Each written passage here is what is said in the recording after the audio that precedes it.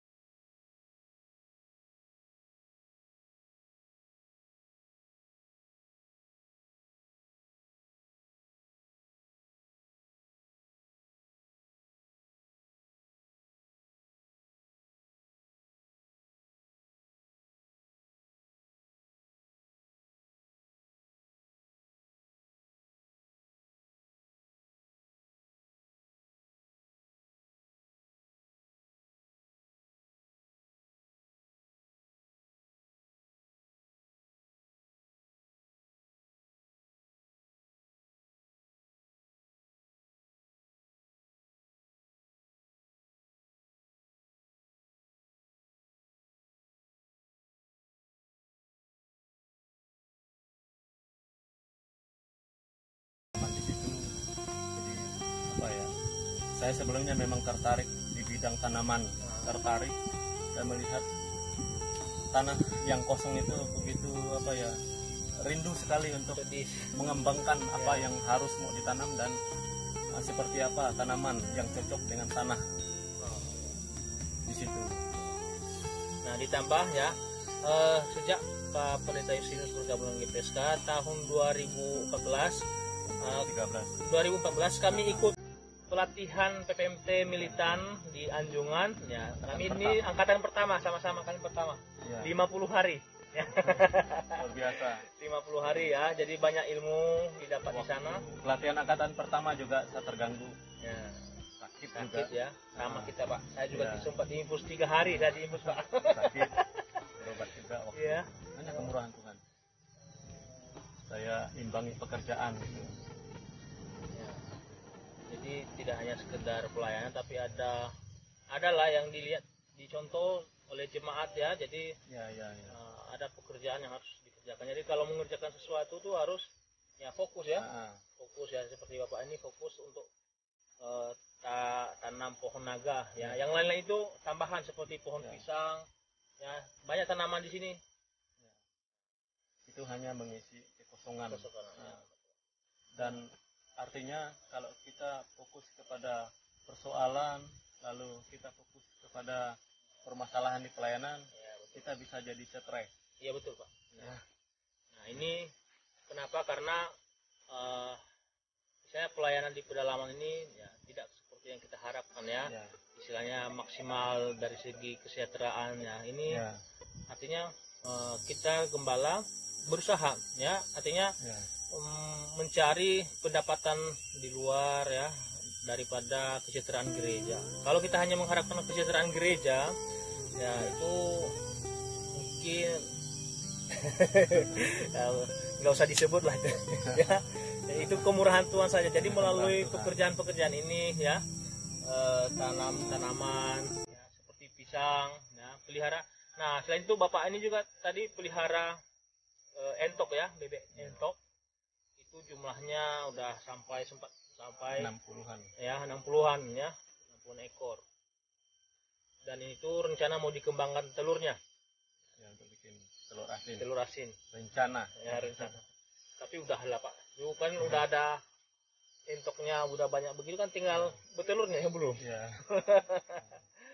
Nah, jadi saya sempat berpikir ya sebelumnya, saya orang cacat ya, nggak mampu ya, segi tenaga ya, secara fisik. Tapi itu hanya satu alasan. Ya. Nah, saya ingat bahwa Tuhan itu tidak membatasi di dalam kehidupan kita, baik kita sebagai orang yang kekurangan secara fisik maupun apalagi yang lengkap fisiknya. Jadi betul, Pak. Di dalam pelayanan itu harus kita lakukan dengan apa yang Tuhan percayakan kepada kita, terpelihara. Jadi kalau kita mempunyai keterbatasan, jangan menjadi alasan. Apa yang kita bisa kerjakan, yang mampu kita lakukan semampu kita. Nah ini Pak Pendeta Justinus pernah sakit, sakitnya ini sekitar setahun yang lalu ya. Itu pokoknya liver ya, semua. Aduh, saya melihatnya pun rasanya gimana ya, udah kuning semua badan nih ya, mata itu udah kuning. Tapi rumah sakit ke Pontianak, ya. Berapa bulan Pak? Di sana 1 bulan. 1 bulan dirawat di jadi sudah angkatan rumah sakit, sudah tidak mampu lagi ya. Penyakit liver. Tapi puji Tuhan hari ini Bapak ini udah sehat kembali. Saya dianjurkan untuk pergi ke dukun, orang pintar katanya. Pendeta saya jawab, ke dukun. Padahal orang tahu saya pendeta, saya gembala, jadi hamba Tuhan. Masih bisa ditawarkan, apalagi yang orang awam ya. Nah, apalagi jemaat biasa. Bayangkan luar biasa. Tawaran sangat luar biasa. Ada dukun yang hebat katanya. Saya jawab dengan mereka, mati hidup di tangan Tuhan. Amin ya. Saya sudah siap kalau apabila Tuhan panggil. Jadi saya tidak mau. Mati hidup saya kembali ke pelayanan. Saya tidak mau ke tempat keluarga. Memang keluarga tidak izinkan saya kembali ke tempat pelayanan. Tidak usah katanya. Tapi saya putuskan mati hidup di tangan Tuhan. Amin Pak. Nah, terbukti saya sehat, dipulihkan dari sehari ke sehari. Saya harus mempunyai semangat ya. Betul. Saya yang sakit aja memberikan semangat ke orang yang sehat. Iya betul Pak. Ya. Jadi mereka juga termotivasi. Luar biasa. Ini sebuah kisah yang luar biasa. Bayangkan pendeta diajak ke dukun, apa jadinya ya? Pendeta istilahnya yang sebagai imam untuk jemaatnya, apalagi jemaat yang belum tahu apa-apa. Ya ketika ditawarkan ke dukun ketika sakit, ya apa jadinya? Nah, jadi puji Tuhan, ya Pak Pendeta Justinus sekarang sudah sehat ya, walaupun dalam tahap pemulihan terus. Terus ada Pak Daniel Indarjo kemarin yang mengkomunikasikan ke pihak GKY. Saya juga bersyukur ya, karena Tuhan, karena keluarga di dalam Tuhan. Pihak GKY peduli memperhatikan tempat pelayanan kami di daerah Mengerat ini, sehingga dengan kondisi yang saat ini seharusnya saya sudah tidak mampu, pihak GKY bangkitkan saya untuk kembali beraktivitas. Nah, sampai saat ini kita lihat sudah luar biasa.